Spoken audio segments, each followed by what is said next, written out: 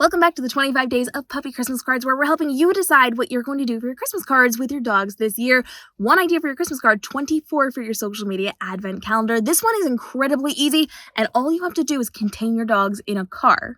The 25 Days of Puppy Christmas Card series can be done with one or many dogs, created with a traditional camera or your phone, done in your house or outside, and range from elegant and refined to fun and quirky, so there's a fit for everyone. And don't forget, these photo shoot ideas also make for great social media advent calendars, even if they aren't all going to be used on your Christmas cards.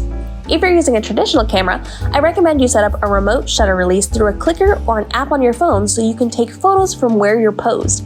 If you're using your phone, I recommend you set it to cinematic video and take screenshots of the best frames after, since pups tend to move around a lot and you don't want to stress over missing the shot. Each of these episodes is designed for a specific card template that will link in the caption, but you can use this on whatever template works best for you. Card, you're going to put your dog or your dogs in the backseat of your car. You're going to want to look for some kind of scenic background, so look for trees or look for like a mountain. You can go up on an overlook and kind of pull in backwards and get the really pretty scenery behind you. And you're going to want to put your phone or your camera in the front seat and shoot through. Now, you can put it directly in the center so that it shows parts of the seat, or if you've got one of those contraptions that allows you to connect it to your headrest, you can kind of have it off center a little bit. You can turn it to the side if you need to. And then all you need to do is put your puppies in the car. Now, the nice thing is that they are contained in the car. They can't go very far, so even if they're not really paying attention or being helpful, they're not going to run off on you. I do recommend having a color scheme for this, so I put my dogs in cute little green bandanas, and then I wear a green shirt for this. You can do something like that as well, and then you're just going to be able to take your pictures and pose in your back seat without them being able to run off and escape, and then we're just going to drop this into our Christmas template. Drop your photo into Photoshop or whichever photo editing platform you are using, and we're going to start by adjusting our coloring. So when we're in a car, usually we have really good light coming in the windows. Usually it's going to be pretty good, but you may have to tweak just a little bit.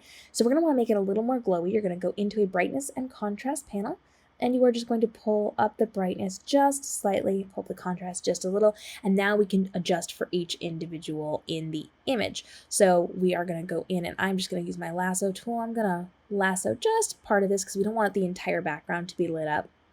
We're going to go into a brightness and contrast panel, and then we are just going to be able to bump that up slightly so you can see how it makes them pop just a little bit more. Then a nice soft round brush, 100% opacity. You are going to then just be able to paint on wherever you are going to need that 100%. If it is too much, of course, you can lower your opacity just a little bit. So maybe it's too bright on one of the puppies or two of the puppies if they've got lighter fur. We're going to move it down to 20 to 30%. And then switch to a black brush and just paint that off just a little bit where it's too bright. We don't want anything that is going to look dull looking, but we want to make sure that we are popping where we need to pop. So if any fur is too dark, you can actually go in, you can circle it, and you can try another brightness and contrast panel where you bump it down just a little bit so it has the texture, but you bump up the contrast so that you still have it there and it's not too dark or too light. So you have got just a little bit of fur in there, and then you just have to paint where the light would naturally hit, so you can kind of see how we're just adding and taking away there to make it work. If you need to sharpen your eyes on your puppies, you're just going to use your sharpening tool, and you're going to tweak that a little bit. Noses sometimes also need that sharpening. You can remove the dark circles under your eyes with your clone tool, 28% opacity, just by grabbing the skin on your forehead there. Make sure you're on the correct layer, and just kind of bumping in just a little bit of light there so you don't have to worry about those dark shadows. And then you can move on from there. If you need to tweak the background, you can just highlight that with your lasso tool, and you can bump up the contrast just so that it pops a little bit more. And we're just going to paint that on where needed.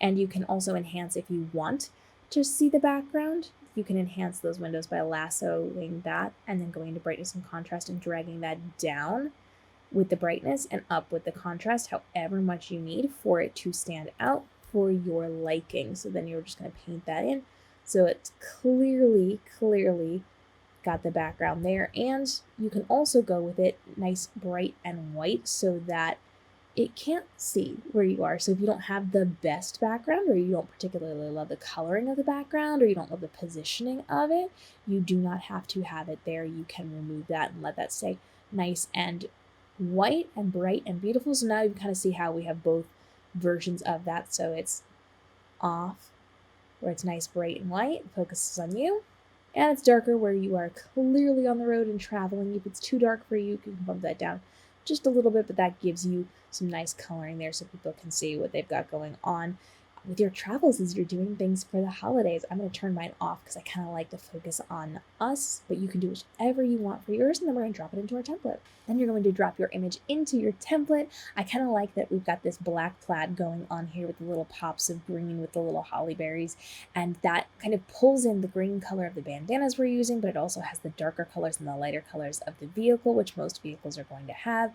You can also use colors that kind of match your background, or you can use something kind of like Christmas trees. Another fun thing for this would be if you really are traveling and doing things, you can use this particular layout, but instead of the plaid background, just take a pretty picture without any of you of where you're traveling. So the scenic mountains or the pine trees, and use that as the background image, and then have the in the car image as the center. You're going to want to use something that's a little on the classic side, and you want to, of course, lean into traveling as you are creating these cards. For this one, I do recommend doing a single image, although you can have multiple images in that multiple window Brady Bunch style look, like we've done in some of the other cards. But this is going to be really nice to just be able to focus on the big whole picture. So I recommend one and then doing an overlay or a frame around it. I do recommend matching the colors of the bandanas or whatever you've put your puppies in, whatever color you're wearing, and really pull out the travel side of the holidays in your card with whatever you're going to be doing as you are designing this. Of course, if this is not the one for your Christmas card, you can come back. There are 24 other ideas. This one can be a great one for your social media,